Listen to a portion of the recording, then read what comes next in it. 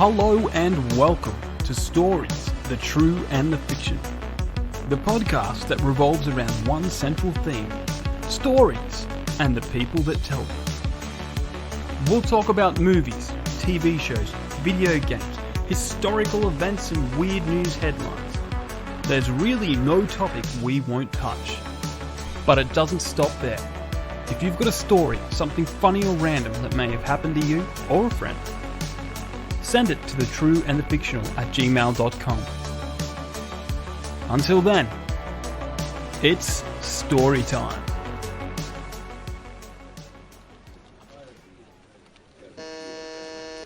Miss Cleary, can you please get me a pen and paper?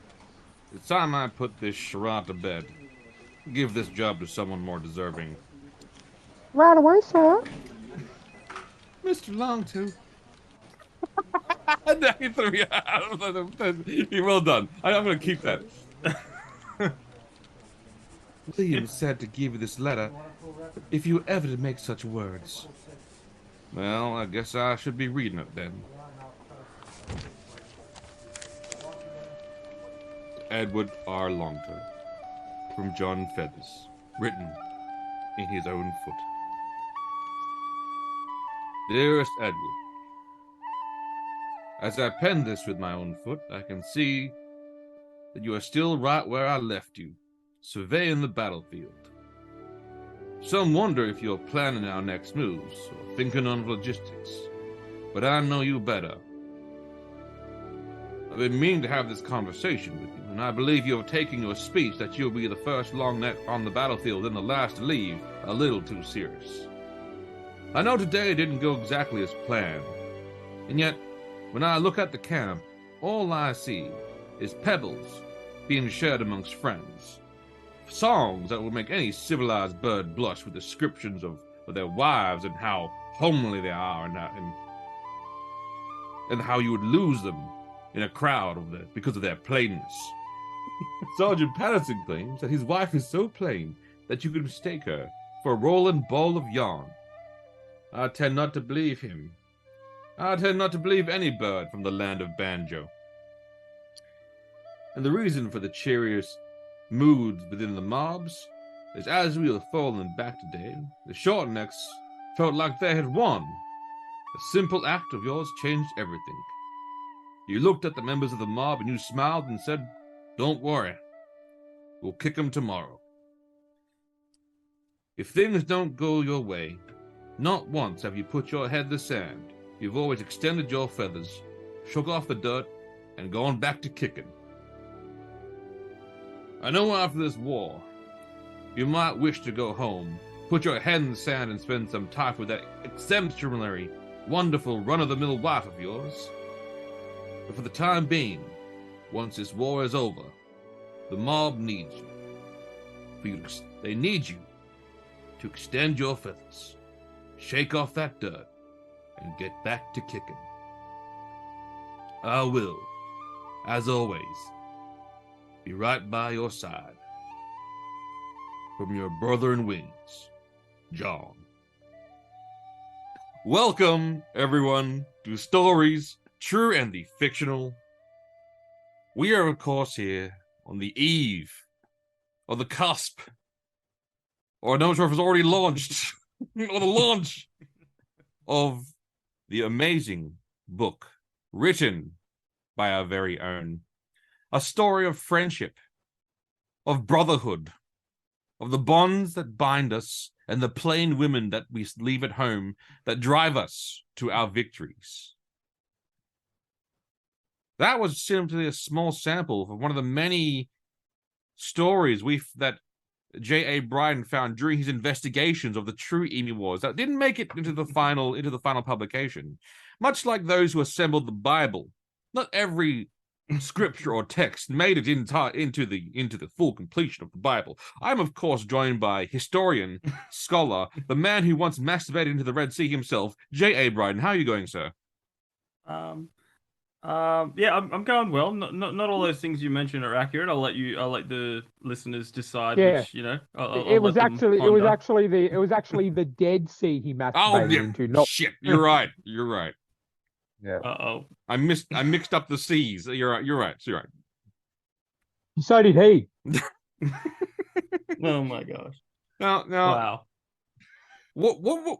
Now, as you're piecing together this historical work, Mm-hmm. you've done the research, you found your evidence, you found your articles, you found your religious texts. Was there like a Canterbury group of other like-minded individuals that helped you assemble which sections went into Letters of the Emu War, or was it merely that you wanted to tell this? Because I mean, there are other side stories that I'm sure didn't make it into the final text. What was the determining factor of what became a biblical canon in your Emu Wars book? What's the biblical canon of emus at war? Well, look, it all had to be connected, like like directly connected. Yep. There had to be a core. Everyone had to be interacting with all these. Shall we say the big five? The big The five, four? absolutely. Big Yep. four. No, it's the big four. Big four. I think. Yeah. Hang on. Now let me go through it. There's Edward. There's John. There's Percival. And there's William. Yeah, so four main fellas of war, and then I think there's four women. I should know this. My book's out. You absolutely should know this. But yes. Yeah. But yeah, look. So as long as it was connected, it got in there. Like so, there's other little things that I put in there just to give you a grasp of the world in which the emus live in. Like the newspaper, the Daily Mob, which is an article at the start of every chapter. But that is actually a newspaper outlet not ran by emus, but ran by lyrebirds. A lyrebird.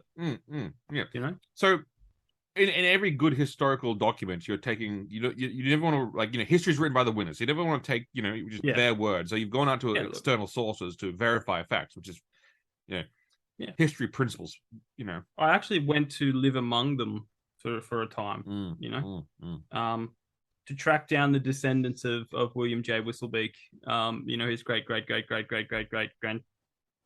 But I also hear, and I could be wrong, that one of the long toes is actually in Western Sydney Zoo. Is that correct? One of the long toes.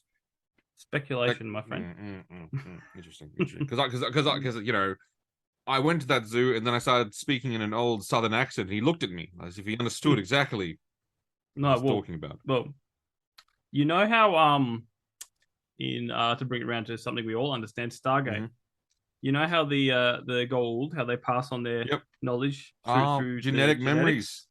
Emus work the same way, my friend. Now, I understood that reference. Speaking of genetic memories, I'm of course joined by an esteemed scientist who has now had his medical license, his scientific license, his pharmaceutical license, his research license, and all of his 16 military grants suspended for what the Pentagon called an abomination amongst God. Ryan D. Haig, or former Dr. Ryan D. Haig. Now, thank you for joining me. That's okay. I wanted to clear up the mess here. Basically, there is a war going on between Russia and Ukraine. Mm-hmm. The U.S. government approached your research labs to build. Basically, they were saying we need a new aircraft to fight the Russians. We want something that's more dangerous than the Cretaceous period or the Jurassic period. Something that, like so you took exactly their words. They were probably thinking more like a military fighter jet that's deadly.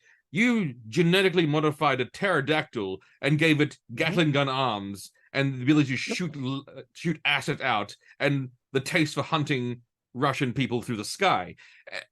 It has stealth. You gave it some stealth capabilities, and then they canceled your grant because of one or two of them decided to go loose and do their own thing. Now, can you explain how unfair this entire process has been against you?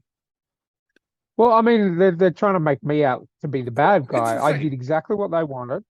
I mean, I even gave them copies of Jurassic Park to watch just in case something like that did happen. But then they just said, well, we've got no time for it. We're fighting a war. We've got no time for work to fiction. I said, okay. I signed an NDA, and you know, they always course. need a fall Yeah, guy. again. They always need a fall guy. And I think the straw that broke the camel back was when I was masturbating into the Red Sea, on the Russian border, and screaming out, "Fly, my pretties, fly!" And then they slapped me in one of their gulags for about 6 months until I turned all the prisoners against the guards, and we had a bit of a riot, and then that's why my background is currently blurred. I cannot provide my exact location or honestly place in the time space continuum right now. Look, someone might say weaponizing pterodactyls, giving them military intelligence, and allowing them to basically spoof satellites, and would be dangerous. But I mean, you're really just thinking what the next war is going to be, and you're just really trying to prepare the world for the next conflict. Obviously, your program has been stalled, but obviously, you know, as you've said before, you're going to continue on the research. Is that correct? Most certainly, I've acquired some new video footage of someone who previously tried to do this. I believe, you know, it is in animated style called Dino Riders, and this footage is actually very, very good to my cause. I've come up with a few different ideas, and I've got myself a piece of land out, and I'm not going to say where, and let the games begin. Absolutely, and you know, all of Dr. Haig's research is possible by our generous patron, sponsor, and goddess amongst us, Rebecca Cassells of the Rising Dawn series, available on Amazon and where all good books are sold. She, I mean, while she wants you to get off the, you know, hybrid wolves that can, you know, blend in, and we're working on it. I think that's, you know, that seems like more of a side project to dinosaurs with Gatling guns on their backs. I mean, to me, that just feels like a more important piece of this entire puzzle, in terms of you know, the arms race. But I've also noticed that most of your, you know, your lab assistants have multiple arms. So I mean, I guess the arms race, you've already figured it out. Well, that's right, and that's essentially, you know, what I thought. What can I do to increase productivity, increase body limbs? And you know, I'll tell you what, our productivity's gone from 100% to 200%. Absolutely, and you know, so, and I did promise Miss Rebecca Cassells that when I did get a spare bit of time, I will definitely work on the cyborg werewolf human conundrum, and she could shoot the first. She could use the creations for her when they do an adaptation of her book. Yeah, because without her sponsorship, the genocide I'm about to unleash on the world would not be possible. Thank you, Rebecca. And thank you. Speaking of genocides and DNA, the Henry Cavill project, is it true that his DNA is so powerful it cannot be cloned, it cannot be recreated? It is literally, you've tried to make multiple Henry Cavills in lab, but just nothing happens. It's beyond science at this point. Yeah, look, I've tried, and splicing his DNA. Not even splicing his DNA. I was just lucky enough to get a lock of the lovely man's hair. And I try and put it through the processes. I just end up with Ryan Reynolds, and frankly, it's just as much as he is quite a handsome fellow, he's no Henry Cavill. Yeah. So basically, as you know, I guess it's the photocopied principle. Then the copy is not as good as the original. So basically, as we try to photocopy Henry Cavill, we get a Ryan Reynolds. Hey, and look, Jamie's always plugging his book, and I thought I could plug. Look, if you're in the market for 1 to 675 Ryan Reynolds, just hit me up at genocide is fun, not all work @gmail.com. And just on that, I would be happy to fund you, Ryan, but just on one condition.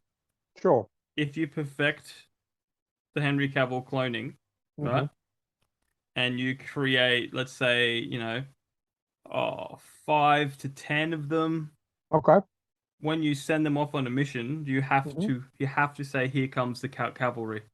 I like that. Wow. Look, I can. That's a promise that I can not only appreciate but can fulfill. So alternatively, you could have 3 of them, and you could say, "Here comes the cavalry." You've thought too long and hard about that. No, that literally just came to me. I think I'll go with the cavalry. Here comes the cavalry. But Yeah, yes, okay. excellent. No, I like Wonderful. it. So now, apart from your genetic research and what the Geneva Convention would call war crimes, what else have you been doing with your time there, Ryan? Look, not much, not much. I've been watching. What have I been watching? I've been caught up with Superman and Lois, which is Mint. absolutely fantastic. Still, I finished episode 10 last night or Wednesday night. Fantastic. Like it's getting so good that they're actually shopping it around. So it might not be at the end. Oh, A lot of really? other networks are looking at possibly. That's the only CW show that has got on the cards, possibly looking to shop it around to maybe get another season or two. If the quality stays the same, I'm definitely on board because there has not been a bad episode yet. And there's still plenty of places to go.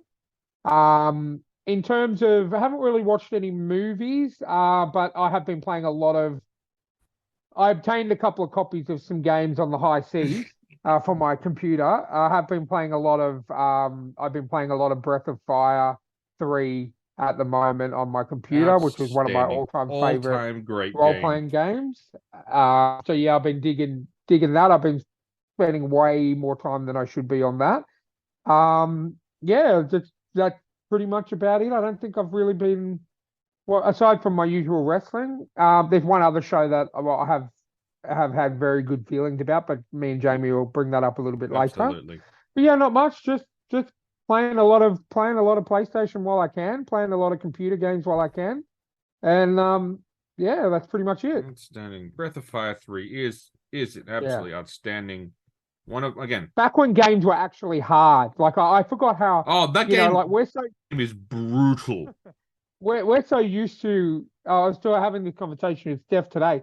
We're so used to games being, even on hard mode, reasonably easy. And then you go back to the PlayStation 1 era, like there's that game, and there's another game I've been playing, which is unfortunately was never made available in Australia. It's called Lunar Legend. It's a similar kind of, you're on a quest to find all the different dragons and stuff. 2.5 hours before I got out of the first dungeon. 2.5 hours before I got out of the first dungeon. Yep. Most of the games you play nowadays, you can finish in 2.5 hours. But it was I didn't get my first power from the first dragon until 2.5 hours in, which is like the basic stuff. And then they start throwing the real shit at you. So but games, they don't make games like the that best thing anymore. about Breath of Fire, the one thing I love the most about it is like the boss is at this level. It's like going, you're gonna fight it at this level or you're going to die. And there's no that's it. And so you train, you get stronger, and then they're going, oh, look at that. You have to pick a trainer, then who you get more skills. And then if you pick because you normally think, I need to have my character have strength, vitality, and it's like going, oh no, you're a dragon. You need speed and mana. Oh, what's that? Yep. The training you picked basically minus those skills off?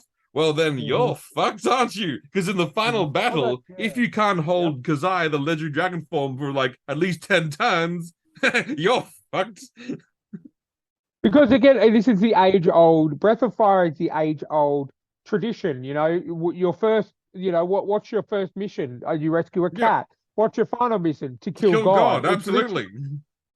And that's the thing about Breath of Fire 2. And what I love about Breath of Fire 3, which I did forget about, is it gives you the ability to control which dragon you have, because you go throughout the world and you might miss these, but they're dragon seeds. Yeah, if you don't get but them, they're not part of the story necessarily. Like you just miss them. I just got my first one after after going through Windia with Nina. And if you didn't know, it's just a path that has a question mark. If you didn't go down that path, this gene is the reverse gene. Whatever, say for example, you're a fire dragon and you've got fire only, and the boss you're fighting needs frost. You use the reverse gene, it just switches that around without having to have the frost property. You can literally just reverse because whatever elemental you're using. You get fire and defense as your the ones you get from the story, and I think you also get the god power as like the god dragon in the story. That's further down. Way That's further way down. further down. That's part of the But story. fire is the one you get initially. That's the one because you actually start as the baby fire dragon in the mines when the game opens, and that's the one that you do keep until the time jump later on. But the thing, but if you don't, the thing I love about that game is obviously it's holding the dragon form. Every single turn, it costs mana, so basically that but you can hold, so you can transform yourself into a baby dragon for the entire game if you wanted to, but you need to put the defense, then the element to transform yourself into the adult dragon, and then later on when you get the behemoth one, that's when things get real fun because you basically take up the entire screen yourself, and then you are the only thing on the screen because of how big you are. And essentially, what I love about this game is, and it's something we don't get nowadays. If you die in a fight, there's no "would you like to restart from the last checkpoint?" You're back at the title screen. Exactly. And you just have to hope that you save. It's like going, if you didn't save regularly, it's like going, well, you didn't save, eh? Well, tough luck. Oh, that's some tough shit. I mean, having said that, look, that game's fun, but it's challenging. It really is. It's not as brutal as Legend of Dragoon. No, that game was made by a masochist. That's about timing, though. But that's about timing. But that game was made by a masochist. That game was made by a psycho, like a psychopath. Well, you could have the best weapon in the world, but if you don't press the button right when the square is in the middle, you're going to do bugger all damage. You know what I mean? Yeah, I love that. I started playing that again when they released it on the PC. Speed. You need maximum speed and strength, and they go, oh, your main character Dart is shit at both. Oh, look at that! But you can't swap him out, can you? Oh, you can't, and he's the average character. It's like going, you dickhead, you fucking. But what I like about that game is as well. It's very and obviously I did play and finish it back in the day, and I haven't finished it yet. But what I like about it is there's no real there's very few areas you actually have more than just the 4 party members. Because someone might die and then get replaced down the track, and I mean, so it's not like you have a choice on. But as I say, with Dart, if you do not grind the shit out of that guy early on, he is shit. He is just absolute fucking pants. Like as main characters go. What I did. Weakest main character. You need to level up before you leave Helena Prison, which is the first real dungeon. You need to level up to level 10 with Dart at least, and have at least 3 of his moves unlocked. Otherwise, you're going to be struggling through the whole game. Because that's another PS1 classic where they don't care if you die. Oh, you didn't save for the last 2 hours? Whoops. But yeah, it's been really, really fun. Obviously, with funds being limited, it's been great. Some of these games that I used to play a long, long, long time ago. So, yeah, that's me. Excellent. And what about you, J.A.? Apart from preparing for the love and admiration of Australians all around the world, going, the Emu Wars, woo! What else have you been doing? I've been playing a lot of Jedi Survivor. I believe I'm the only one playing Jedi Survivor because I'm the only one that apparently likes Star Wars now. Because Well, look. Before we get into this 5-hour argument between you and Chris, I bring it up. At the moment, officially as of right now on Amazon, it is $69. Just saying. I'm not getting it yet.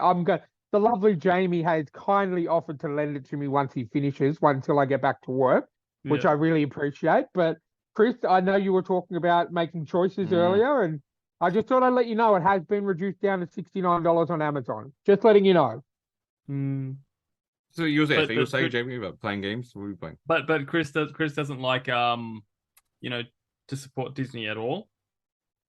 Regardless of how good of the story is, regardless of how beloved these characters are, because this game, look, I hate puzzles and wall running, and the amount of puzzles and wall running that's in this is just annoying. Yeah, see, that's why I can't play it. Like I just. But you know what kept me going? The story, because it's literally, and I know this is a big call, but this is probably my favorite Star Wars story since Return of the Jedi. Okay.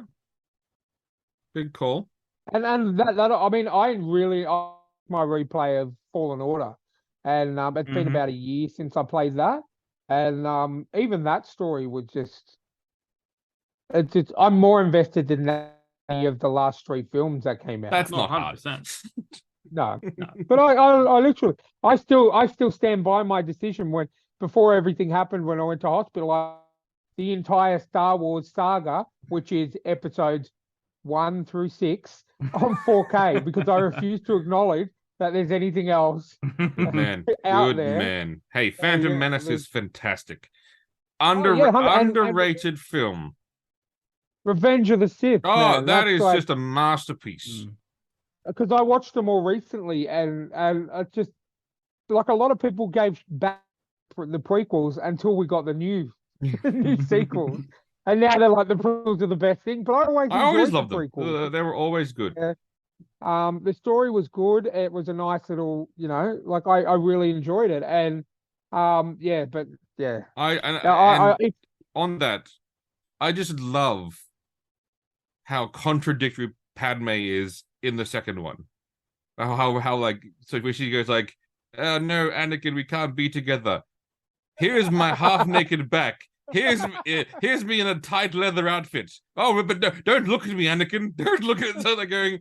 Don't look at me with lust in It's your like eyes. going. I think you're sending him some mixed signals here. Like, I think you're sending him some like real mixed signals on this one, Padme. I don't think you're doing. And you know, and also George has actually clarified what Anakin said was actually correct.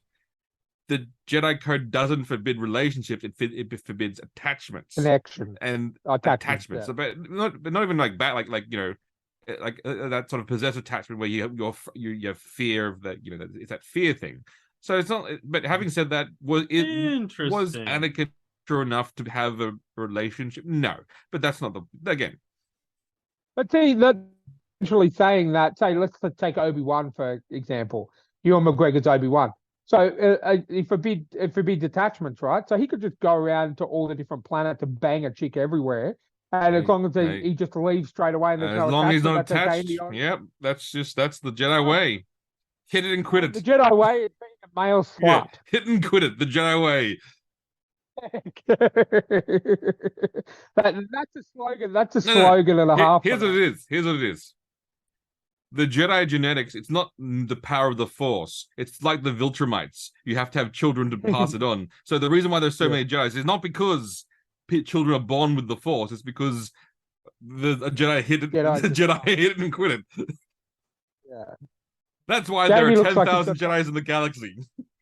I'm trying not to spoil anything because everything you're saying ties in with bloody Jedi Survivor. It's just like, I like this, I like that. I'm going, yet you won't play it. No. Look, all I'm just saying is go play it. Like, seriously, because you're talking about buying this game, buying that game. Oh, Final Fantasy 93. Hey.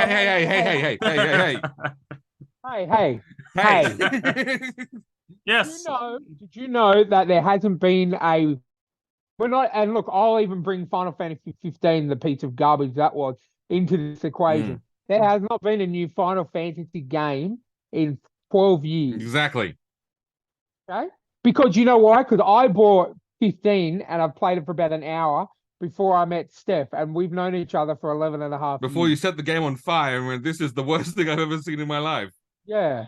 So, and they're going back to all mechanics with summons, with just Jamie. Final Fantasy 16. Jamie will be playing it. I'll play it when you play Jedi Survivor. Let's say that. You know how I know Jamie? It's his birthday soon, so Jamie will be playing it. And I've already. It's all Jamie. It's already done. It's all like Jamie. It's taken care of. You will be playing it. So it's quite convenient. It comes. I think it's 20 days today. Yeah, it comes on the 22nd. Correct. So after my birthday. That's literally the only thing that I have said. I'm putting $5 away every day from doing Uber. Now that I'm back doing it a couple of times a week, I'm just putting $5 away Right now, it is until I $84 can on afford Amazon. it, By and the then I way, will if be you're buying. looking, it's right now at $84 on Amazon. Yep. That's not too bad. And I think I've got about 20 bucks Yep. worth of Amazon And the gift fact that cards. I today So asked for Jamie's that'll address bring it was for down. no coincidental reason at all. That was so funny how wrong you were. I was close. I was You close. weren't. I You said weren't. 40 something, like You said 47. yeah, 47, like Isn't Blossom it Street, or nine? like No, It's 90? it's something. Again, it's something. there isn't even 90 houses in my street. It's something plant based. So I set a tree. So I just basically like I was like it's Blossom Street, and he goes, James like, no, it's these names of the street name. And I was like going again. I was like You're like- one of five. I was going to be one of the five. Like No. It was like I knew it was something plant based. I'm like going like 90% of the streets in my town are plants. Well, you know how when I first started going up to your place, I literally just put in the street name and I look for your car. And I'd actually Like put that's in the number. literally That's how I do it. my street is literally what, like not even 400 meters or something, you know? and look, Yeah. there's also Diablo coming out, this is a huge conundrum. Yeah. And look, the main reason why, whilst Jedi Survivor might be a good game, and it might get me through 20 hours of absolute entertainment, a game like Diablo will get me through hundreds of hours of enjoyment, because it's a loot game. That's what it is.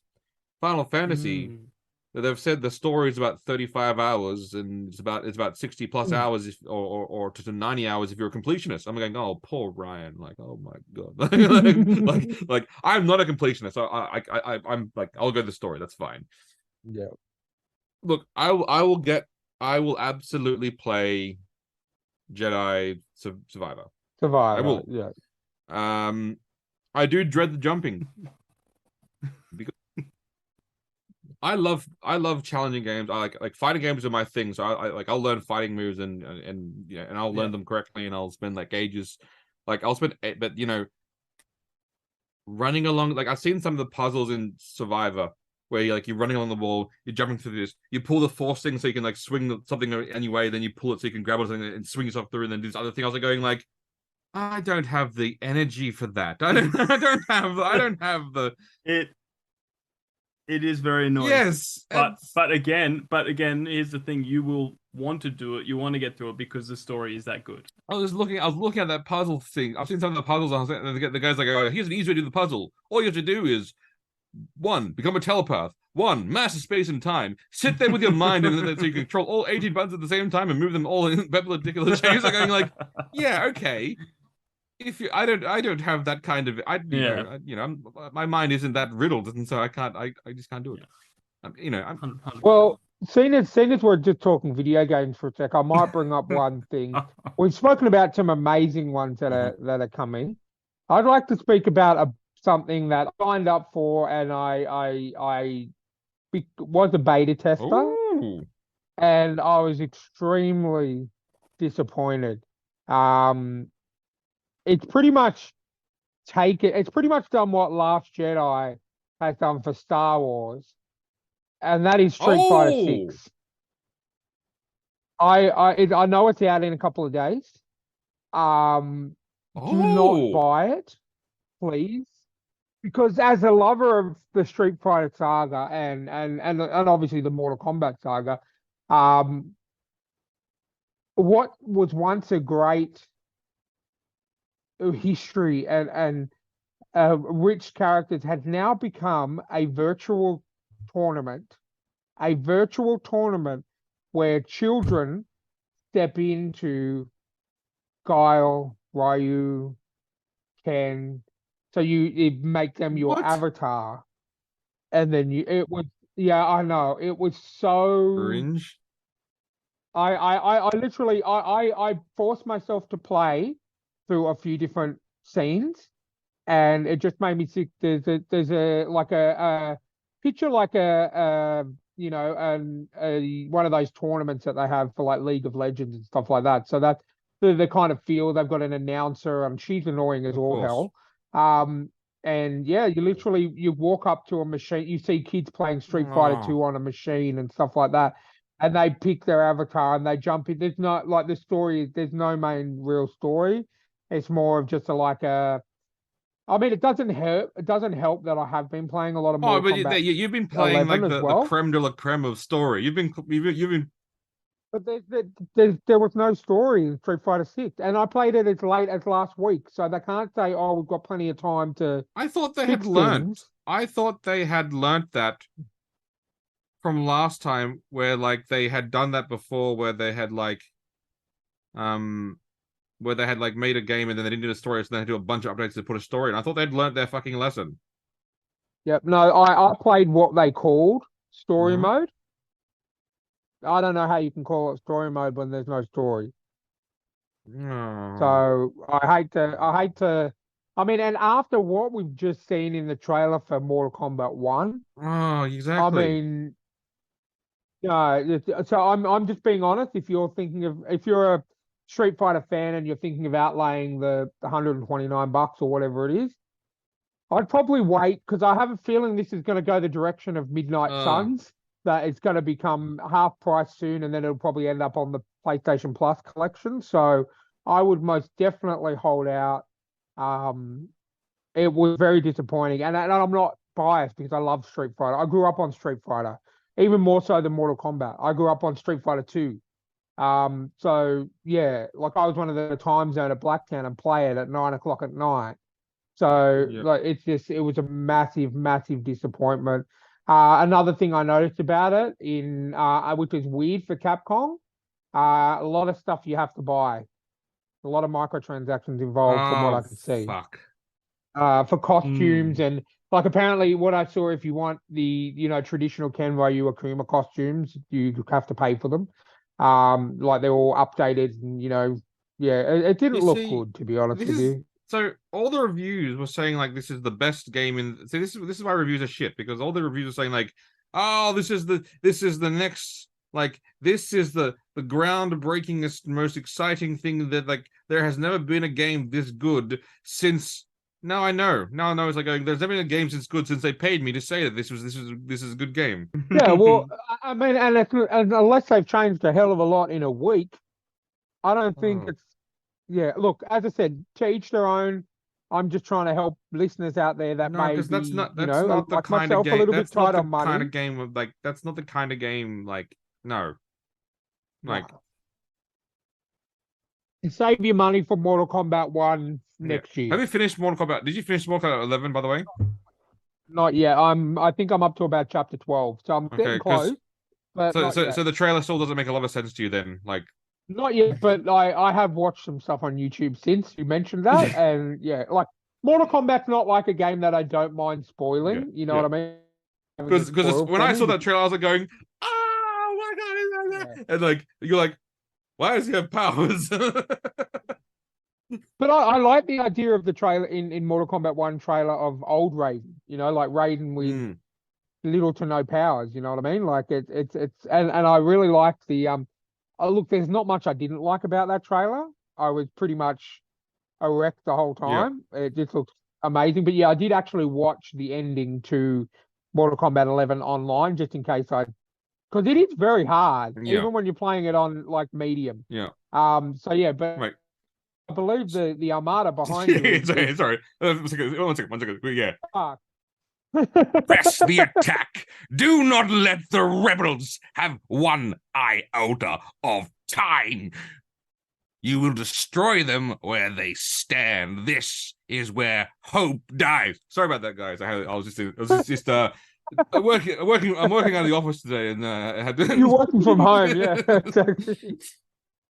But yeah, I actually, and this might segue into something we'll talk about later, but I actually did check out IGN's review of Mortal Kombat of Street Fighter 6, and I thought, you're keeping with good traditions. Good traditions. I'll take in exchange for ratings. Okay, I'm saddened about that because again, I love Street Fighter so much. Like it's one of my like. I'm just gonna look, if it comes on PlayStation Plus collection, I'll see what changes have been made. but it's definitely not Look, on maybe my. I'm give not going to spend. Capcom like a few months of like updating. Maybe they'll fix it. I doubt it, Yeah. but maybe. But yeah, I even have memories of I think it was Jamie's first birthday when I started hanging out with you guys. Street Fighter 5, and even though we were fighting each other, the story was still pretty relevant. And It was good. and the fact that I was excited when I got because I'm a Capcom because of Resident Evil and how much I play Resident Evil. I have a lot of Capcom points, and because on my account, my Capcom account, because of all the achievements I've done with Resident Evil and all that. So sent me an email saying, "Do you want to be a beta tester for Street Fighter 6 in Australia?" And I said, "Hell yeah, sign me up."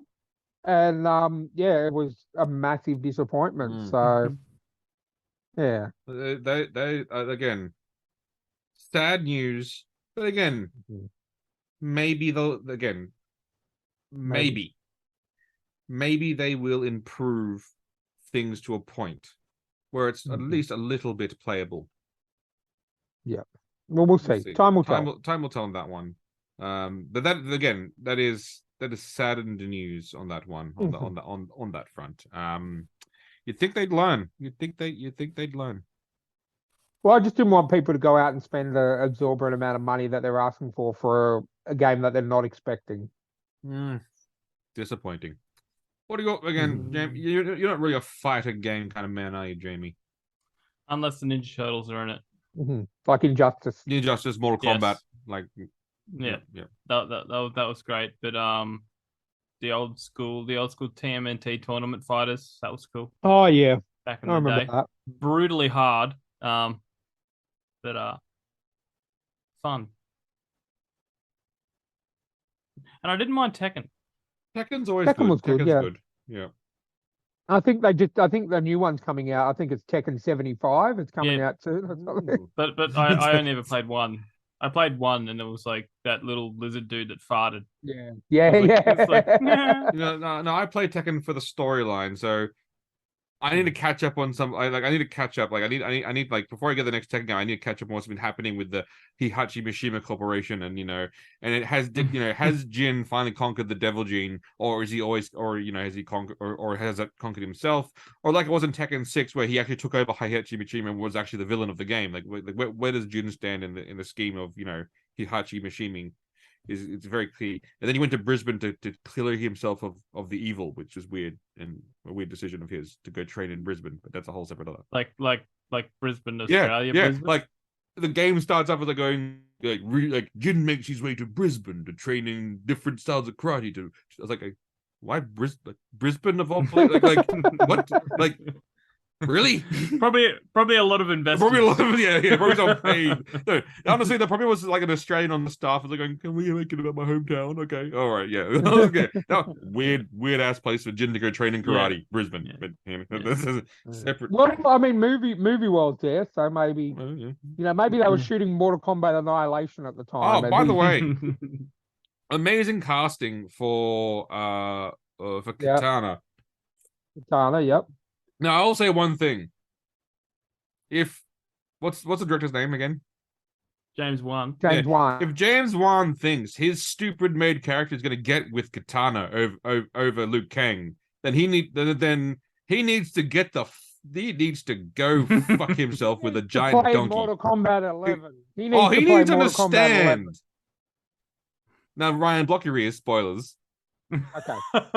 that even when the man, the legend, Liu Kang became a fucking god, he went, and she's coming with me because I'm not living my entire existence without her. Like this, if James, like again, maybe they've changed to fix the storyline and removed their stupid made character and made it about Liu Kang like it should have always been. But again, I don't want to get too mad about this because I don't want to spend the next 80 minutes yelling at James Wan.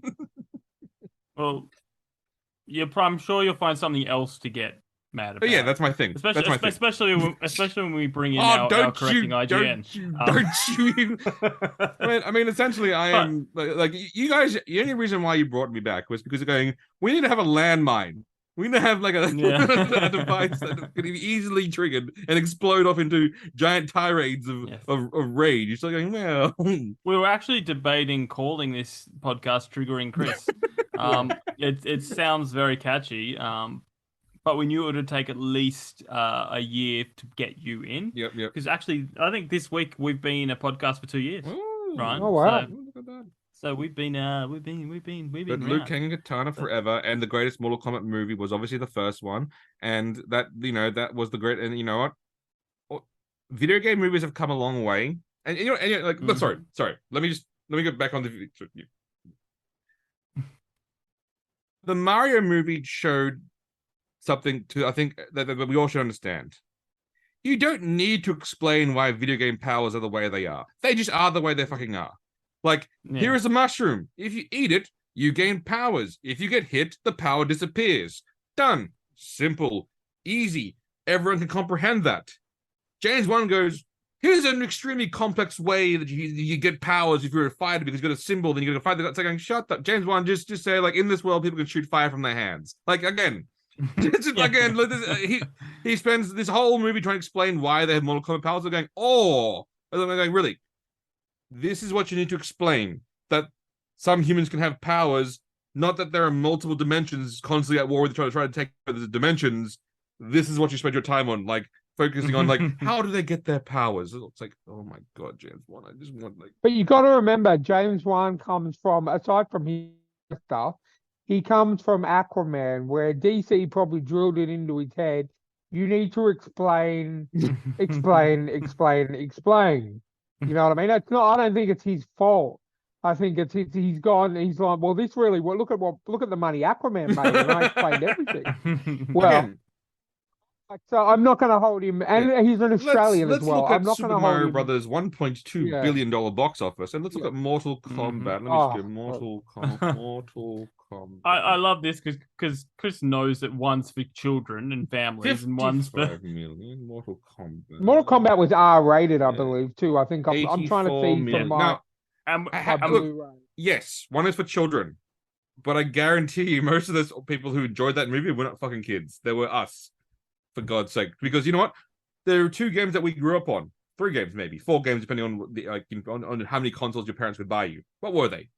Mario, Sonic, Mortal Kombat, Street Fighter, Contra. Maybe if you're that kind of guy. But basically, these were the things that shaped your childhood. So I guarantee you that James 1 could have tapped into the same power, but he chose to go, I'm making my own stupid character with his own stupid things, and then I'm also going to change why they have powers, rather than just being like they have powers because they have powers. Shut the fuck up. Like, like he should have. Again. Speaking of games that make your childhood, I watched the Tetris movie. Oh, so good. That was surprisingly good. Did you? I didn't realize how much Russian espionage was behind the creation of. No, is that okay? Is that based? Is that true? Like, I don't like. It is a true. Is story. that a true story? I looked into it after, because I watched it while I was in hospital, and I'm like, no. And then when they get like the initial startup, I'm like, yeah, cool. And then they get into the whole Russian secret service and all that kind of thing. I'm like, this cannot be true. So as soon as I finished the movie, I looked into it, and it is actually insane. True. Yeah. So it was so good though, that movie. So the guy that created Tetris was a Russian. And when you think about this, Tetris is the definition of a communist game, isn't it? Every block has its purpose. The block cannot move from its purpose. The state determines what the block's purpose is, and every single block must work towards the state's goal. I mean, right now, Tetris is a Russian game. That's just communist the game. Like, if you step outside of your purpose, if you step a little bit outside your purpose and do not land where the state wants you to land, it is game over. Because you have failed, and the next block will then land on top of you, and you will then fail that as well. This is why you fail, because you're not following the state's plans. Yeah, but then if you follow the state plans, you disappear. Exactly. This is what I'm saying. Yes, Jamie. And when water is wet, sky is blue. We're talking about communism here, Jamie. Like Like they had gulags. We're just talking about communism here. Like why are you going like it's shocking? They disappear. It's like water's wet, sky is blue, grass is green. Yeah. No, but wouldn't you disappear if you weren't following the Both ways. Both ways, really. That's right. Both ways. Like You'll just disappear quickly. You'll just disappear quicker if you follow the state's rules than if you don't. oh.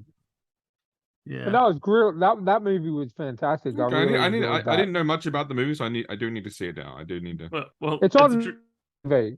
It's on Apple TV. Yeah. All the high seas. All the high seas. I mean, I watched Air recently. Oh, great movie. Yeah. It wasn't bad. Now, yeah. when Ben Affleck can bother to stay sober, he can still make a damn fine film. I don't actually like. On all the honesty, I don't know if he drinks or not. I actually, but when he bothers in a role, when he doesn't phone it in like he does in Batman, when he actually bothers to do something, like when he bothers to do something acting, and direct it well, that's a damn fine film. I actually heard that apparently he used to drink, but then he doesn't anymore. Oh. That's why he looks so miserable at the Grammy Awards when he's with J-Lo. When you see like with his character, I was getting really strong. You know that Irish guy from the IT crowd. I felt like he was channeling in terms of his look. He looked so much like him, but that was I was so it's to see Nike only having 17% of a market when the movie starts and thinking, what? When did this ever happen? That people say like there's going to be that there are other athletes that are going to be the GOAT in basketball. So going, there's one man that made an entire shoe company that created this concept about getting stock options and points for deals that didn't exist before him.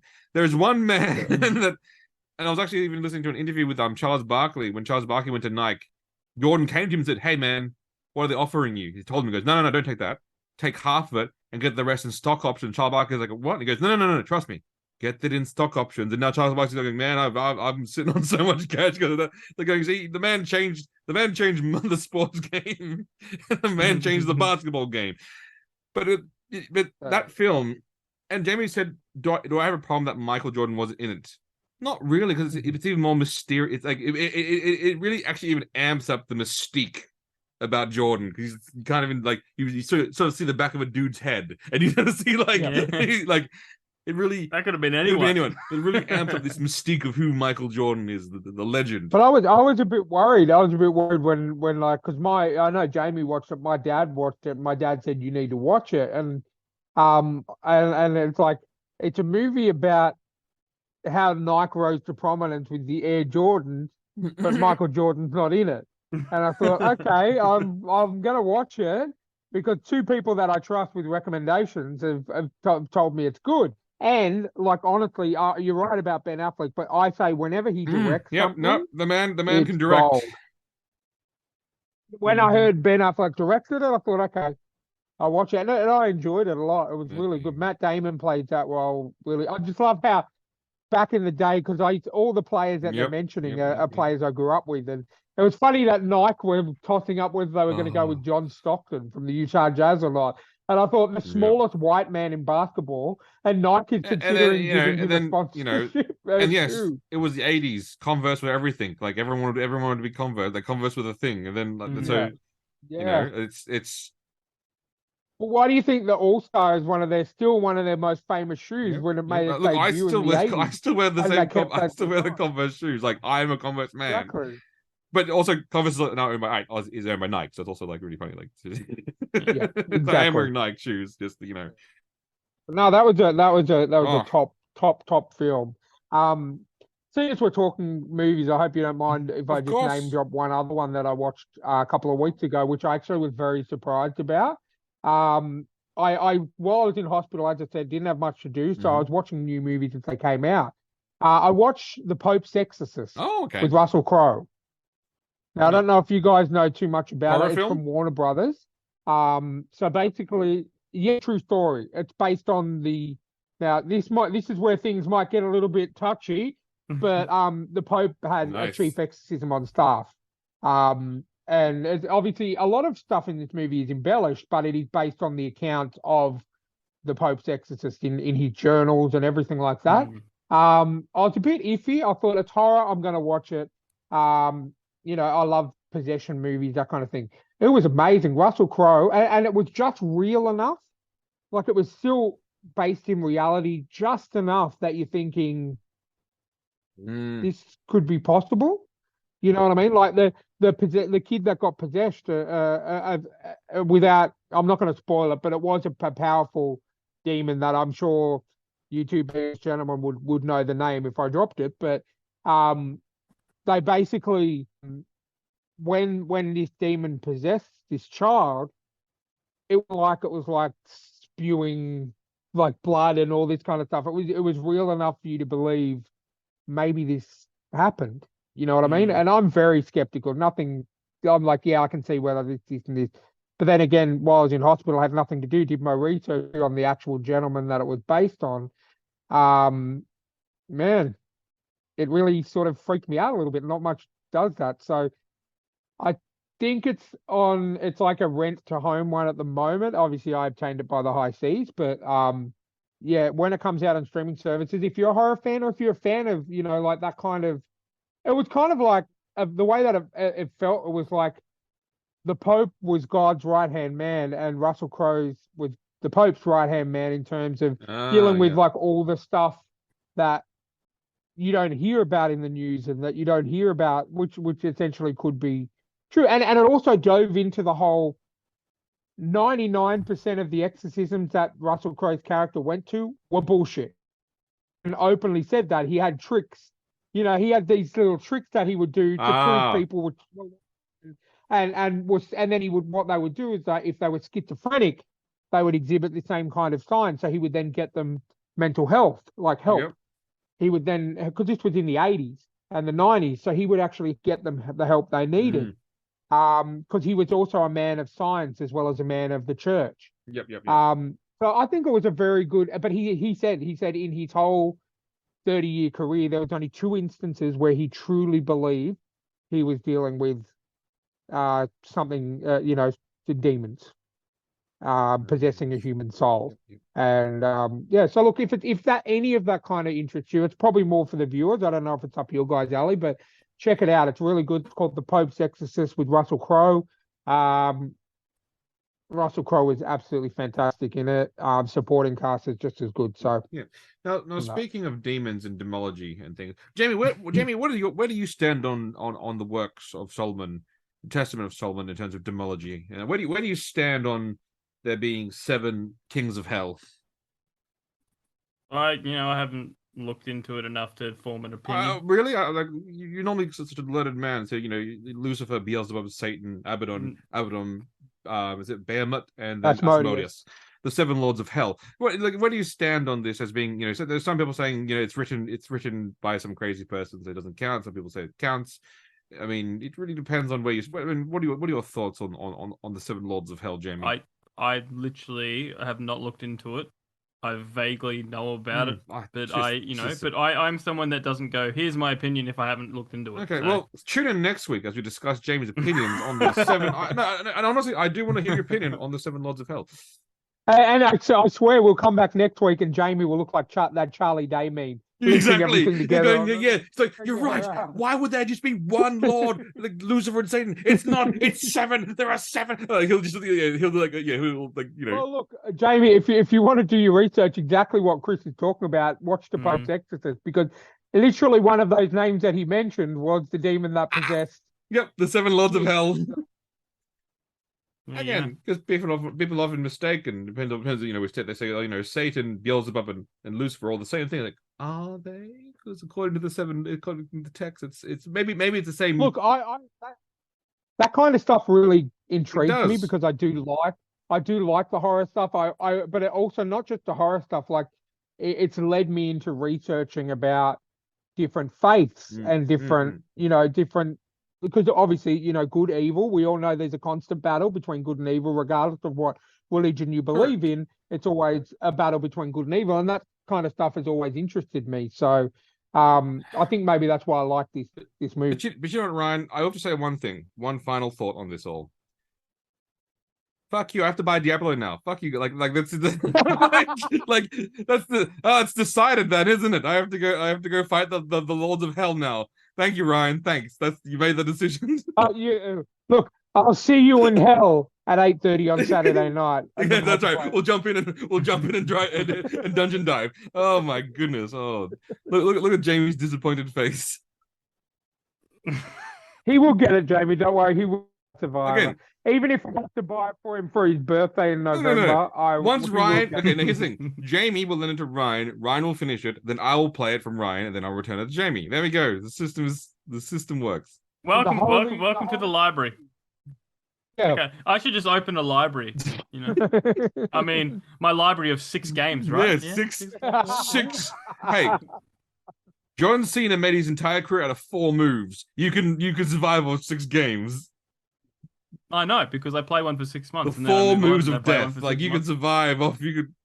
Although this coming from 2 guys who probably replayed Final Fantasy game or a Breath of Fire game about 150 million times. Yeah. I played through Final Fantasy VIII 1 when I did it properly. 2 with the theory that if I kill Squall, all the enemies level off Squall's level.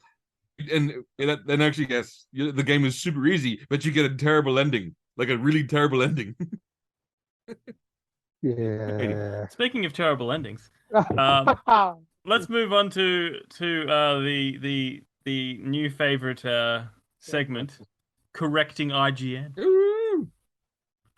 Don't tell me they've written another false claim. Well, see, here's the thing. This is something that we could probably have a good debate about. Right. So the headline is why it's okay for adaptions to break from the source material. You can go get fucked. Now, Can I have a guess on what they're basing it on? Go for it. The Little Mermaid. No, actually. No? Oh. Well, the picture under it. The picture under the headline is The Witcher, The Last of Us, and Resident Evil. Okay. Oh, okay. All right. Now what you've said. Them's are fighting words. I have a doctorate in Resident Evil, so we can talk about that. And it's not a Resident Evil game unless you're trying to infect the president. Let's just not even. We're not even going to go into this whole thing. So what? So which? Okay. Well, they've got points. They've got points throughout there. Right. I'm not gonna read the article verbatim, but no, please, Jamie. Okay. The first point, the first one is that they touch on is The Last of Us. It says The Last of Us diverts from the games for the better, which I don't agree with. Okay, they need to back up that statement with an actual fact. Like what's okay. Well, they're saying that the first thing is how the virus spreads. That wasn't better. That was dumb. That was worse. No, it was dumb, and they made the point that, or at least Neil Druckmann made the point that like otherwise they'd be walking around with gas masks on all the time. You wouldn't be able to hear them. Oh, fucking actors in their precious like fucking egos. You can't see my face. I don't want to do this because you can't see my face. That's James L. Jones are going, then you clearly can't act without. and obviously they touch on everyone's favorite episode 3. You get to tell a wonderful, beautiful story. Which deviates from the whole brutal reality of the world, but again, and I actually like the version of the game better because it was like they had the life, but then like you find out he was dead, and then you guys, oh well, yeah, fuck you too. It's like going, oh shit, like. But okay, look, that third episode, as good as it was, again, this is and I'm speaking as a gay man, it was forced.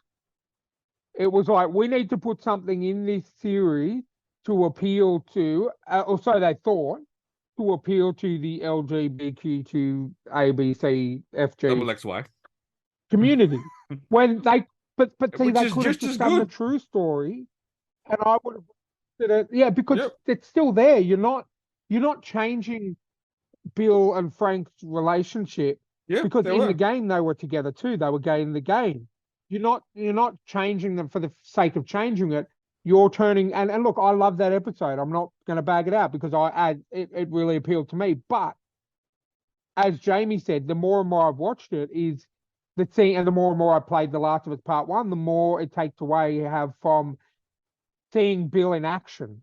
You know what I mean? Like the whole high school scene where him and when you first meet the bloater and him and Ellie and Joel have to work together to defeat that, to get the battery to then get to Frank's house. You know what I mean? Like that kind of thing. We missed out on that because Neil Druckmann and the producers say we want to spotlight this more because we think this is what people want to see in that community, which adds a member of that community. Yes, it was a great episode, but that could have been, if you had a 22 episode season, sure. And then the next episode, you see Bill waking up in the bed, drinking enough poison, and then he then interacts with Joel and Ellie and stuff like that. You know, why couldn't you do that? You could have both. Yeah. You know what I mean? 100%. What was the next argument? And the last point was creating new characters like the Kathleen, who is the leader of the Raiders. And I didn't mind that. See, I don't mind addition. Addition seems to be a better thing when you're adapting. Like, sure, if you're going to create something, I don't mind adding. But I love how they're not actually mentioning the many tens of minutes of scenes that were actually accurate to the game, like when Ellie murdered David. Was it? I can't. It's been a while. David, with the fire in the background and the way she did it is literally spot for spot. And the intro of episode 1, it's let's hear some more arguments. Let's go. What else did they say? I mean, they mentioned The Witcher, didn't they? I only saw a picture, but next point is creators should be able to tell their own get story. fucked. You go 100%. Get absolute. You fuck off and you die. No. Creators have already told their story when they wrote the game. Exactly. Use that. Now, that's disrespecting the original creators. Yeah, 100%. Now they're bringing into the one time it probably worked, which is Jurassic Park. They're referencing Jurassic Park because it's different from it is different from the book, albeit that. But a lot of people wouldn't have read the book at that time. Correct. No. But that being said, I watched Jurassic Park, hated reading books, but then I read the book after watching the movie, and I could visualize it so well, even though different things were happening, but I could, see. I agree with that. I read both the books. I read his Jurassic Park and then The Lost World, Michael Crichton book, but I read them after watching the movies, and I guess I wouldn't read them before. So let me just say, I mean, look, the fact that this article comes from IGN is a clear indication IGN is dumb. But again, we've known this for a long time. Creators, I need to tell my own story. Then you know what, creator? If you want to tell your own story, go make your own story, write your own world, and then create that world into your own. That is your own story. It shouldn't be. I'm going to create my own. Sorry. Do you think Peter Jackson, when he wrote The Lord of the Rings, goes, "I want to tell my own story," or did he say, "Hey, I think we have the technology to bring Lord of the Rings to life"? That's because, actually, right? I've actually watched the actual physical documentary where he said those exact words or something along those lines, similar. Now, that is an adaptation done well because it was always respectful to the source material. Every single scene wasn't done exactly as it was in the book. And some of it was done because of time. My perfect example was Helm's Deep. Helm's Deep in the book is a battle between humans and the citizens and the orcs. There is no elves. The reason why that is the reason why that matters in the book is because during the book there's called the War of the North, where all the elves, men of the North, the Misty Mountain men, and the dwarves are fighting on their own fronts of this war, and it's this huge climatic, it's this massive, huge battle. But because they couldn't show that in this, the movie was already 1 million hours, they had to cut something. They said, let's put the elves here to show that it's not just men standing against evil, it's everyone. And that, again, respectful to the source material, putting the elves who are fighting in the war there, showing, but that's a fine scene for an adaptation because that makes sense. They also chose to remove Tom Bombadil, which pissed a lot of fans off, but then they said, much like the biblical canon, we're telling the story of Frodo going to the ring. That side story, whilst very enjoyable, didn't serve the overall what we're doing for the adaptation story. So again, that makes complete logical sense there. That's adaptation done correctly. And even Jurassic Park and Jurassic World, because they're respectful of what they're adapting, and they're doing it not because they're going, I'm going to tell my own story. They're going, how can I make this idea visually come to life, and with the constraints of one, budget, time, effort? How can I show the meaning of what they wanted to in that scene within the constraints that I have? Not, I wanted to do this because blah. Like The Witcher, for example, they've butchered that to fucking all no ends, and not because like they wanted to be respectful to the source material. It's because they had ideas, and you know, obviously Henry Cavill quit because obviously he's sick of like he was obviously sick of like the show, because because he was saying, and he's right, Geralt in the books is a very he's smart, he's witty, he's smart, he's actually like introspective, he thinks a lot, he like has a lot of opinions, he has a lot of thoughts. And one time when he's going to kill a monster, like when they hire him to kill this monster, he was like going, oh well, like how bad is it? Because that's one of like the last of its kind. And like the king's like basically going, oh, I'm so sick of you witches philosophically like rambling on about the like, should we kill these creatures because like it's a species that's the end of it, the last of it. I'm going, no, like he was just really asking a question and like posing a thought. And then like the king's like, oh, just yeah.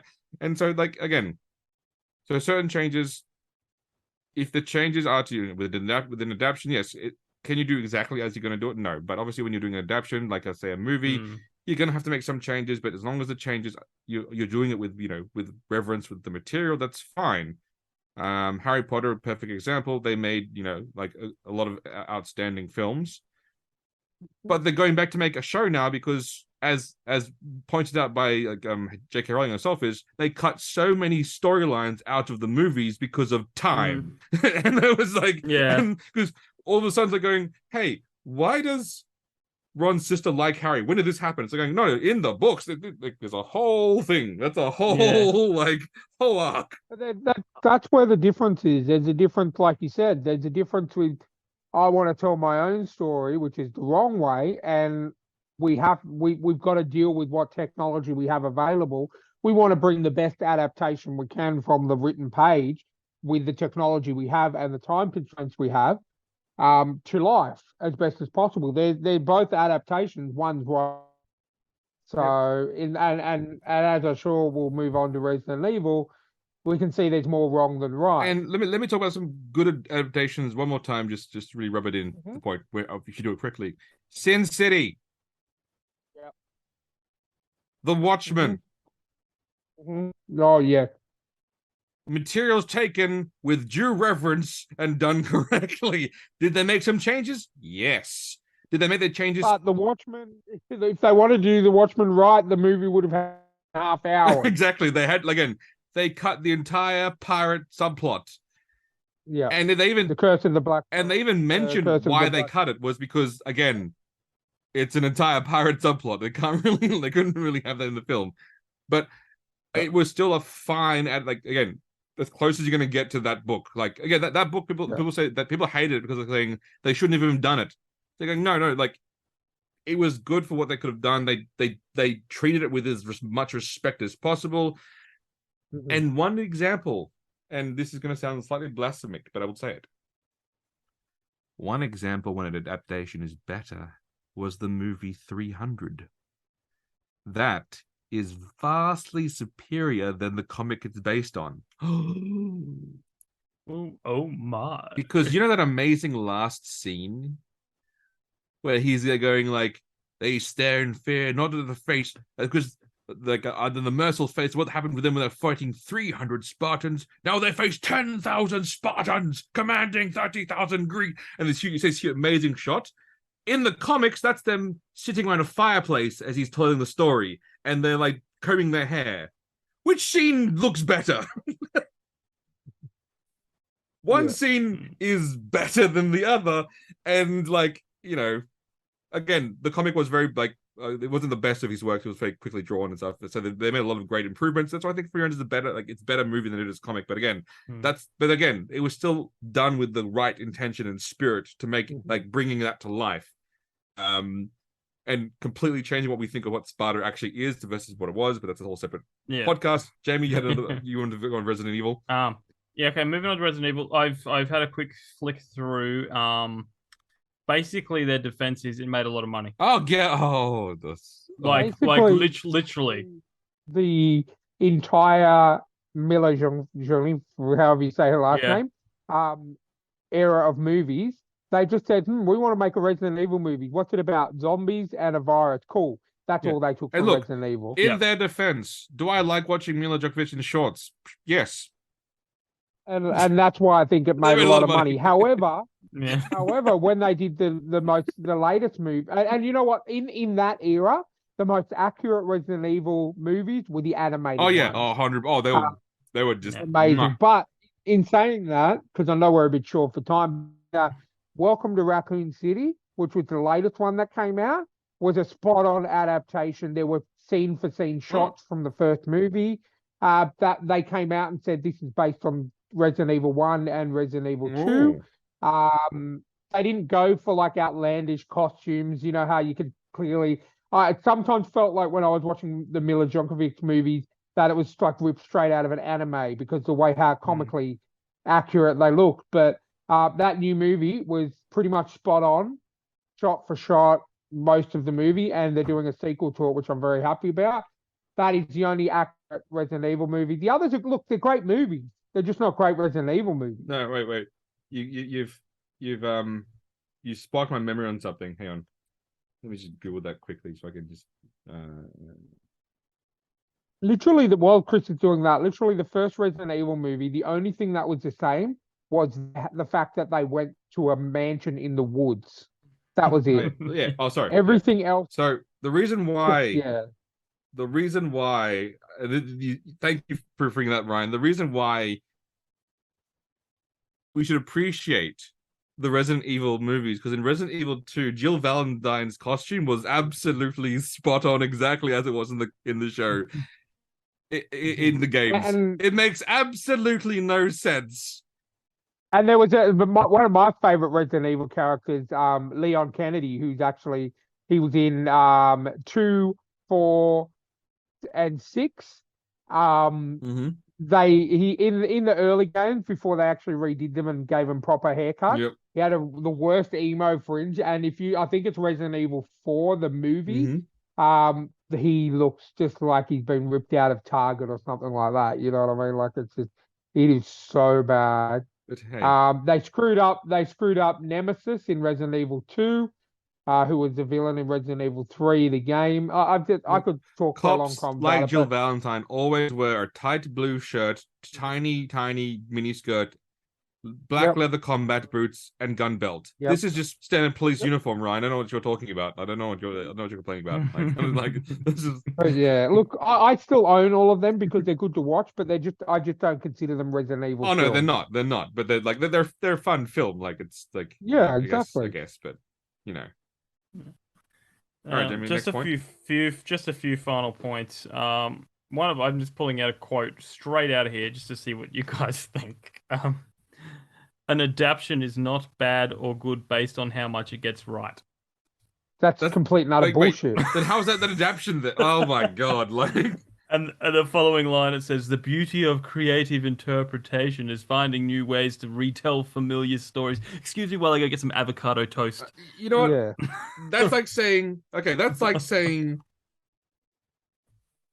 the Pearl Harbor movie was an amazing adaptation because Pearl Harbor was attacked by the Japanese, and in the movie Pearl Harbor was attacked by the Japanese. Henceforth, it's perfect. Like it's exact. No, I'll even go further than that. That's then okay to say that the movie The Wolverine was a great adaptation of the Pearl Harbor tragedy, because in the movie Wolverine, he was at Pearl Harbor and hid in a well, and everyone else was. So Hiroshima. Oh, it's Hiroshima. My bad. Hiroshima. He was in Hiroshima when they dropped the. Yep. There you go. So that's an accurate telling of the events that occurred in Hiroshima. Absolutely. Because doesn't have to do anything to do with it. It's just news for there as Absolutely well. perfect adaptation of of that event. Absolutely. But do you know what the absolute amazing expert thing? Like, I mean, amazingly accurate interpretation ever. What? Abraham Lincoln Vampire Hunter. Hey, because that has Abraham Lincoln in it and the Civil War. So by that logic, Yeah. it is the most it is perfect adaptation. Yeah, and they were still fighting over slaves. So, Like that's basically well, the same thing. Yeah, I always go back to a quote that I heard, and it just completely. I don't understand how they can get away. That it's just the same principle as if you're based on a true story. You only have to have 14% of the actual true story in it to be able to say based on a true story at the beginning of a film. Based on a true You only story. need to technically have 14% of the events in the movie to be true to the story to be able to say based on true events or something. That's why if they're gonna do 20% accuracy, it should say inspired by a true story, not based on a true story. Correct. Correct. And their final point to make, which just sounds like wah, is it's unfair to demand that adaptation filmmakers meet our expectations when shaping a story. Okay, I'm sorry. What? Hang on. Why is it unfair to demand that when that's what the definition of an adaptation is? Yeah, and you want people to watch your movie so on that, and you want to make money. On that point, Jamie, I could say it's unfair for them to demand that I buy it then, because 100%. So sorry, I know you like to think yourself as we're artists. We are making the beautiful. You are creating a commercial product to sell to masses. If the masses want to see the same thing they saw before, you know what will get the most amount of money? Giving them the same thing that they saw before. Again, perfect example, Mario. What do people want to see in a Mario film? Did they want to see a gritty retake with what's his name? What's the guy's name? Something Gwen Luigiano or what his face is like Hoskins and John Leguizamo or whatever. Where they explain why Cooper's explain why the Rock. Again, that movie is basically Mortal Kombat, the fucking movie. Like it doesn't explain things. Or do they just want to see a fucking movie with Chris Pratt running around with and Bowser singing one of the greatest songs ever written? Like Peaches. and Jack Black actually released a full song, which I sent you guys earlier. Yeah. But look, I'll end my adaptation thing with my final thought on that. That's fine. You wanna tell your own story and call it an adaptation, and you want me to pay money for it? Well, how about I adapt it from a certain website to my laptop to my TV? Hey, that's a fine adaptation. That's how I'm going to adapt your movie to see it without having to adapt my wallet to you. 100%. Ryan, that is a perfect sentiment to lead on. A perfect idea, perfect adaptation. Speaking of adaptations, how good is Jack Black's video game song? That is just honestly one of the honestly, like some of his music is hit and miss. That one just speaks to me. I don't know why that one speaks to me so much, but that one just Have you seen the video going around of his one of the first TV commercials he did for a video game? And he was like 12, 13 years old or something. He's like, I'm gonna play this game. I forget what the game was, but he was one of many people in the game. It's funny, like when I was younger, I hated Jack Black. Not hated, but I found him like just annoying. But as I've grown older now, I appreciate the man, and I'm actually starting to appreciate a lot of his films that initially I thought was like, yeah. But now I'm like going, no, you know what? That's actually it's a good film. I appreciate it. One of his best supporting roles was Mars Attacks. Oh, I love Mars Attacks. But he's done. And it's funny how many movies and TV shows you could put on and go, holy crap, that's Jack Black. Like I watched a movie with Bruce Willis and Richard Gere called The Jackal, and Jack Black ends up being like an arms dealer that Bruce Willis character buys like a super rifle from. And it's just like, And who doesn't love Year One? That movie's fantastic. That movie is fucking hilarious. I'll fight but you. doesn't have the guy that you absolutely hate in It it, does, though? but it's Like, also got Michael Jack Cera. Black and also has Olivia Wilde in it. So it's like, Yeah. well, But I think before she was you crazy. cannot yeah. you could not get any better casting of Bowser than Jack Jack Black was Black. perfect. Even when you look at Bowser when he's leaning in and he's doing his evil things, you can see Jack Black's Yeah.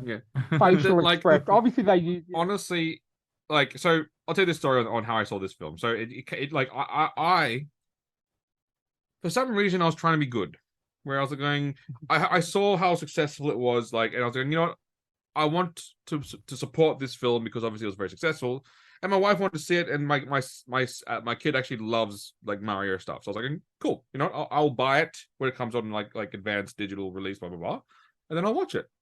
It came out, I was like, cool, it's on Amazon. Let me buy it on Amazon.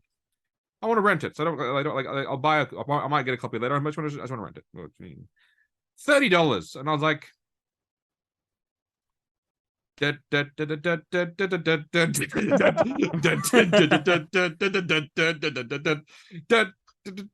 then I hit to the high seas, and we watched it. and the magic price of $0. Yeah, and it was fantastic, and I loved it. And it saddens me that Australia had to be like going, what's a reasonable price for this? Yeah. How look, can we I- make the most amount of money that we didn't But earn what I- or What I deserve? don't understand is why does it cost more to stream it than it would have cost if you had gone to the cinema to watch it? Yeah. I don't 100%. understand. It should be so. Okay, look, even with now inflated movie prices, say $15. Yep, I would put down $15. $15. Yep, Because that's what you would pay to go to see at the movie. I would put down 15 on that one.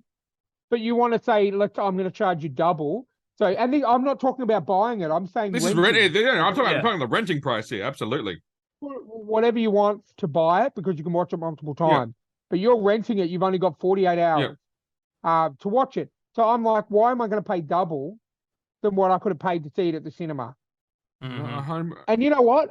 I did watch it illegally. I'm not going to say on a streaming site when I was in hospital, but it was that good that I'm actually going to buy it. Once I have money, I'm going And to look, buy it and I will on buy it DVD, because on I'm pretty sure it's Blu-ray. one of the movies that my son will want to watch on over and again and again Exactly, and again and yeah. again. And as a wise man once told me, acquiring things from the high seas with intent to buy it is like eating a candy in the supermarket and paying for it on the way out. There you go. That's good. There you go. Mm. And I can say, like, a lot of the movies I do see on the high seas, 90% of them I end up buying anyway. I just want to see them And I sooner would than prefer I to can give buy my money them. directly to Nintendo by purchasing other Nintendo Yeah. products. Yeah. Yes. Well, I think that's a great way to yes, end buy the podcast. Nintendo. Although I saw another article which I almost like IGN that I almost fell on the floor laughing when it's like going, why the Ooh. PlayStation showcase was great for Xbox. I was like, Xbox is dead. Accept it. Move on. Like, like I have one. I have been waiting for something to play on it. I got this during the pandemic, like when it first came out free on my Telstra package. And I was like going, cool, Xbox. They got Game Pass. You know, they got Bethesda. They got Obsidian. And I'm sitting here still waiting, going like, just waiting for a game. Waiting for a game. I've actually packed it up and put it in like a storage at the moment because I'm going, I have absolutely. And it's funny, like someone at work with like a friend who are like hardened Xbox fans, or they were, and then they bought a PS5, and then now they mostly play on PS5 now. They're going, oh, look at that! It's what? I guess it's because we don't really live in an age of console exclusive games anymore. You know, on the Xbox If side they of don't have things, studios like I mean? Sony does making like it's funny. The Exactly. reason why people didn't like the latest PlayStation Showcase was because 4 studios wasn't there, because Guerrilla wasn't there, because Sucker Punch wasn't there, because Naughty Dog wasn't there. I was like going, yes, but Insomniac and like Ben's and a few other so Mm. of the 10 or 15 studios that you wanted to be there, 4 of them were, but because they weren't the 4 you wanted to see, it's like, oh, because yes, look, I also want to see what Sucker Punch is working on, 100%.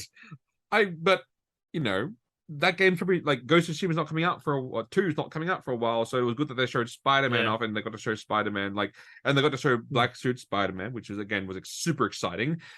And I've said this before, and I'll say it now: if he does not dance down the street in a black suit, then something has gone wrong with Sony, and they've lost touch with reality. Because that's a perfect. As I get older, my perspective on things changed, and I love that scene. I fucking love that scene. And I love that scene because I watched it without the music on, and I finally got that scene. Because when you watch this scene, it's like, oh, look how cool I am because of the music. You watch it with that music, and you watch it what people are looking at him. They're not looking at a cool guy. They're going, what the fuck? What the fuck is because he thinks he's cool. He thinks he's awesome. Everyone around him's going oh my God, this dude needs help. And that's exactly what that scene is like. So we've got Black Suit Spider-Man, which means, again, as I said to Jamie, if they don't do a DLC for Venom, then they've done something wrong with their life. Like, they've done, again, if I don't get to play Venom, then something's gone wrong. Like, there's something massively wrong. Well, I mean, it's like, obviously knowing what the end of Spider-Man 1 was, it's not going to be the traditional Venom. But again, I want a Venom. I don't it's no. Well, look. Yeah, look, I don't want to spoil it. Like, I know they've just released a version on PS5 as a standalone, so there might be a lot of people out there that listen to this that might only be playing it for the first time. So, and what we're talking about is like an end credit scene. So I don't want to spoil anything. But essentially, they kind of spoiled it in the 12-minute video anyway, because if you listen to it closely, there's something that Black Suit Spider-Man says. So, but anyway, I'm not going to do that. I'm not going to spoil it. But yeah, look, I watched that whole 12 minutes, and I'm kind of like, that is the Kraven we need in the Kraven movie, but we're not going to get it. And it is perfect Kraven. I'm not going like, yeah, you are leaving the jungle because he needs to hunt the most ultimate prey. And then you see like Black Cat pop up, you see Kirk Connors pop, the Lizard, like all the animal-based villains of Spider-Man pop up, and he's just like, New York. Have you seen? Have you seen the video that someone put up where it's like he looks at the they give him the video to watch, and it's just Tobey Maguire doing the dance. But 100%, I've always loved Kraven, and I know that I won't be watching that movie because it will suck. But this Kraven looks great. Look, if this is the best Kraven we get this year. Honestly, this is a fine Kraven, and it's already the best Kraven we'll ever get. And once again, I'd like to reiterate, the video game world seems to be doing better job at telling stories and being accurate. See, it's really cute that Jamie's now seeing that. But me and Ryan have been playing RPGs and JRPGs our entire life. We've known this for a long time. We've known that stories are told better with a 90-hour video game. I'm not a fan of the JRPGs, just the RPGs. You know what? The first time I ever had my heart broken about a game adaptation was Final Fantasy: The Spirits Within, which actually had nothing to do with any of the Final Fantasy games that had come out. Yeah. It's another instance of them just going, hey, let's name something Final Fantasy so people will go and pay money to see it. And it bankrupted their company. Yeah, and it had absolutely nothing to do with Final Fantasy whatsoever. I went and saw it at the movie. And Sony had to bail them out. Sony had to physically buy part of their company to help them. That was when they were still Squaresoft, and then they merged with Enix. Sony bought Enix and Squaresoft, and they become what we know Enix, now as Square Sony Enix. bought them because they had to survive, to dilute Sony's power. They merged with Enix, so the shares they got a little bit less.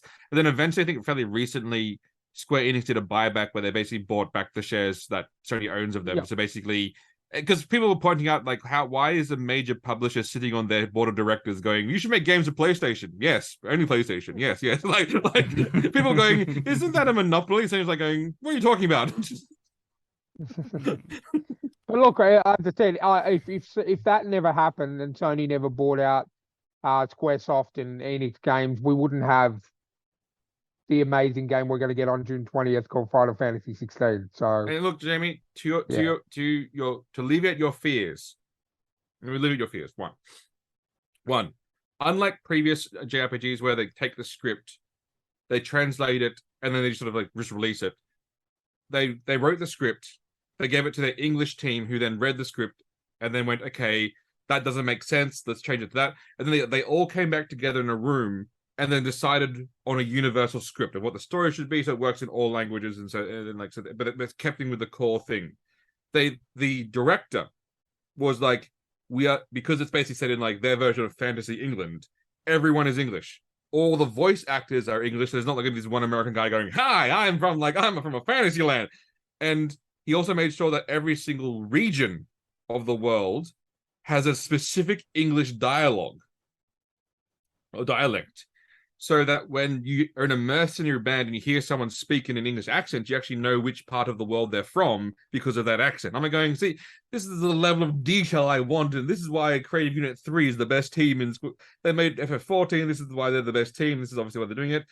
But Jamie doesn't like turn-based combat, which I get, totally fine. But this is not turn-based, though. This is done by the same people that did your favorite game, Jamie, Dragon's Dogma. Like, this is done by the combat guys who did that game. I'm sorry, but unless we can recreate what they did with Samurai Pizza Cats, I'm not interested.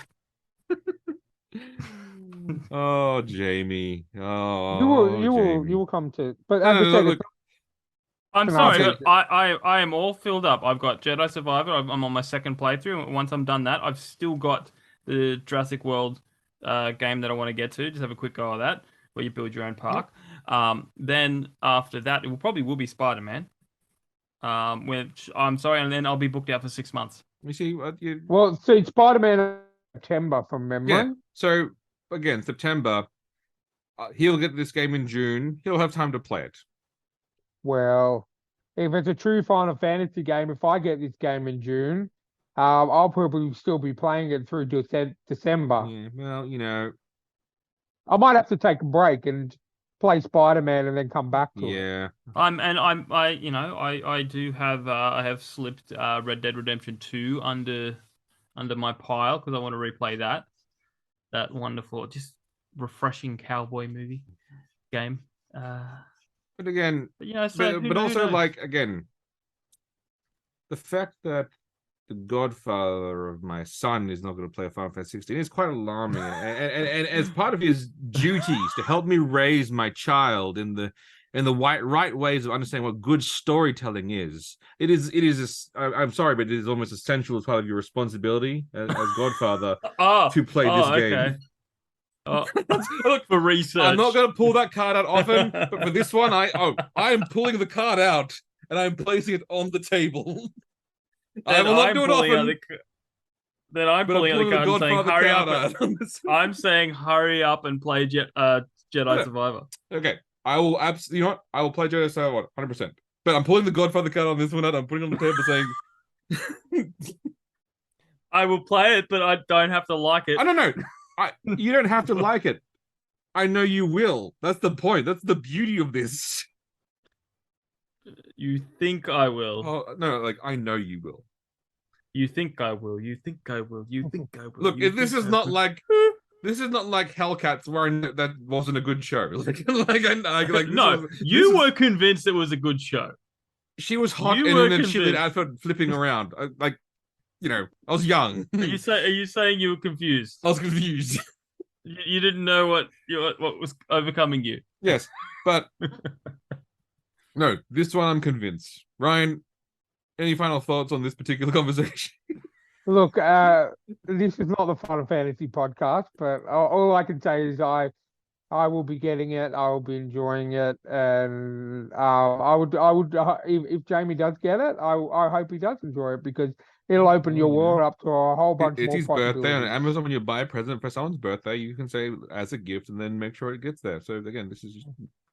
I'm not saying anyone has done that. I'm just saying that, if someone were to do that, Well, as we come to the end, of this almost 2-hour podcast, we surely know how to wing it this time. Yep. Thank you guys for listening. If you want to send us a story, send it to thetrueandthefictional at gmail.com. Reach out to us on our Instagram, stories_podcast. Quick announcement before I lead you out to this finish. We are doing a crossover episode with our friends over at Technically a Conversation, who were very similar to what me and Ryan started with this podcast. Just, crazy stories. They're really getting into the horror stuff lately, which I think Ryan will enjoy. Like they're just talking about, Exorcist and all that freaky deaky stuff. But yeah, we've teed something up, and that will be coming out on our feed and their feed, so you can watch it, listen to it, wherever you'd like. But definitely check them out. Technically a Conversation. Now, I want to lead you out on what we will call Jamie's final thought. Jamie's final thought. Fantastic. Since hot dogs are basically just pureed meat stuffed inside an animal intestine, a hot dog doesn't stop being a hot dog even after we eat it. We just become the new hot dog cases. And that, in a way, makes us hot dogs as well. Thank you, and we will catch you next time. See you next time. Jamie kisses lizards.